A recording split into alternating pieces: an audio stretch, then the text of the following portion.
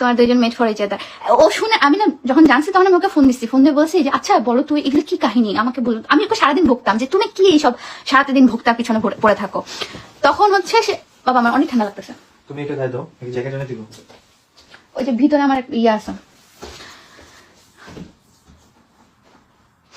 যাই হোক, না না আপু আমি আমার মনে হয় আপু আমি এটাই বলি যে আর্টস অফ পিয়া বানাইতে আমি কত রাত যে না ঘুমিয়ে, কত রাত পরিশ্রম, আমার পরিশ্রম আপনারাই দেখছেন, আমার পরিশ্রম আপনারা দেখছেন। আমি এই যে বাংলাদেশ গেলাম, আমি 28 তারিখে গেছি না, 28 তারিখে গিয়েছি, 29 তারিখ নামছি, 30 তারিখ শুধুমাত্র 30 তারিখটা আমি রেস্ট নিয়েছিলাম। 31, 1, 2, 3 এগুলা শুট করছি, রাজশাহী গিয়েছি, আবার ঢাকা আসছি, ঢাকা থেকে আবার চিটাগাং গেছি, আবার আসছি, আবার হচ্ছে রংপুর গেছি, মানে রংপুর শোরুম ওপেন করছি। মানে রংপুর শোরুমটাও তো আমার ইন্টেরিয়র ডিজাইনার আমার সাথে বিট্রামি করছে। বলেন এখন আমি